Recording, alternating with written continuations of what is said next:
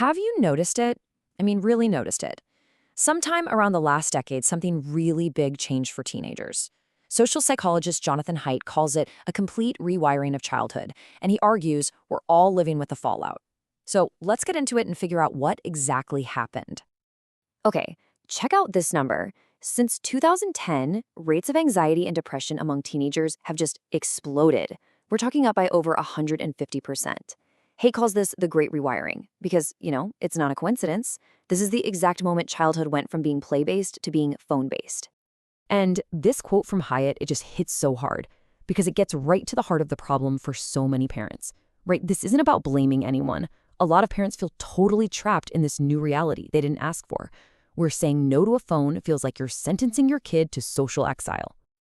So first, let's just try to wrap our heads around the scale of this. This isn't a small bump. It's a massive surge. I mean, just look at this timeline. It's pretty wild.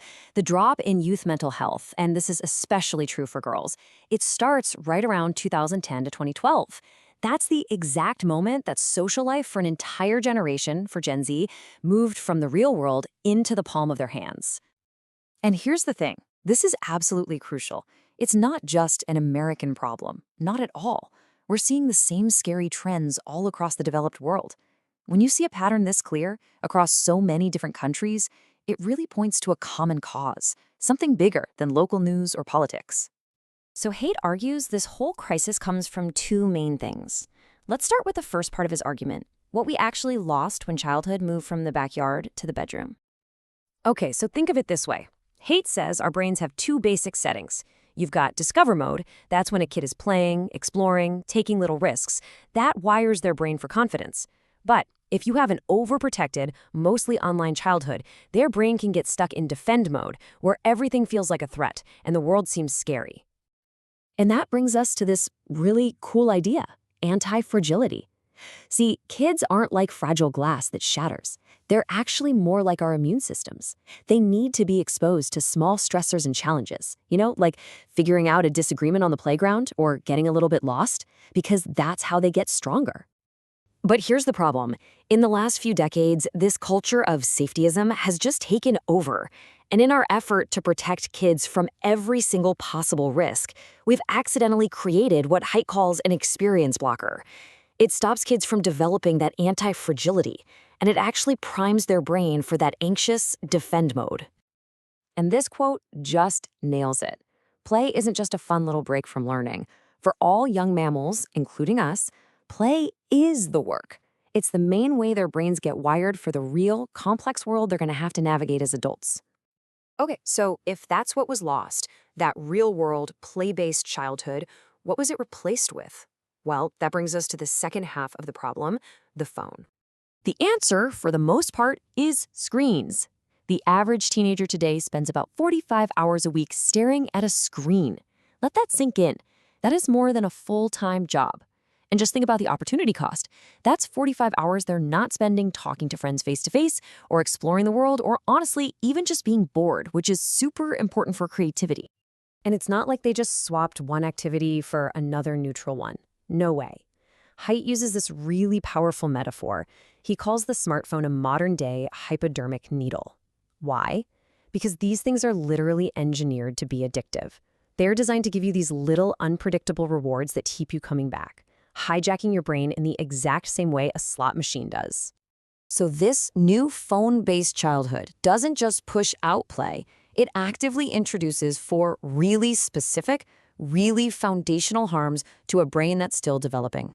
Here they are: social deprivation, sleep deprivation, attention fragmentation, and addiction.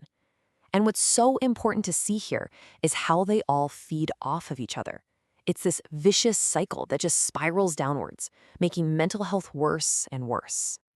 Okay, first up, social deprivation. I mean, the data here is just brutal. In only 7 years, the amount of time kids spent with their friends face-to-face every day was almost cut in half. We are social animals. We need that connection. Taking it away is a direct path to feeling lonely and anxious. Then you've got sleep deprivation. A phone in the bedroom is basically a sleep-killing machine, and kids' developing brains desperately need that rest.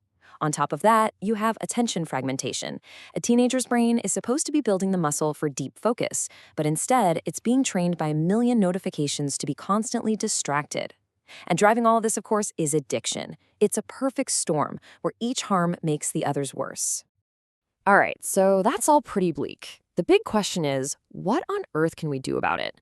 Well, Haidt argues this is what you call a collective action problem, and you can only fix it with a collective solution. And this idea is so key to understanding why so many parents feel completely stuck. Think about it. If you're the only parent in your kid's class who doesn't give them a smartphone, well, then your kid is the only one left out of the group chat. They're isolated. The only way out of that trap is for everyone to agree to a new set of rules together at the same time. So Haidt lays out 4 really clear society-wide norms to try and break this cycle. 1, no smartphones before high school. 2, no social media before age 16. 3, make all schools completely phone-free zones. And 4, a big cultural push to give our kids more independence, more free play, and more real-world responsibility. Ultimately, what this all comes down to is a shift in our whole mindset. We need to move away from being a carpenter parent, someone who's trying to perfectly shape and mold their child into some specific product. Instead, we need to be more like a gardener. A gardener doesn't shape the plant.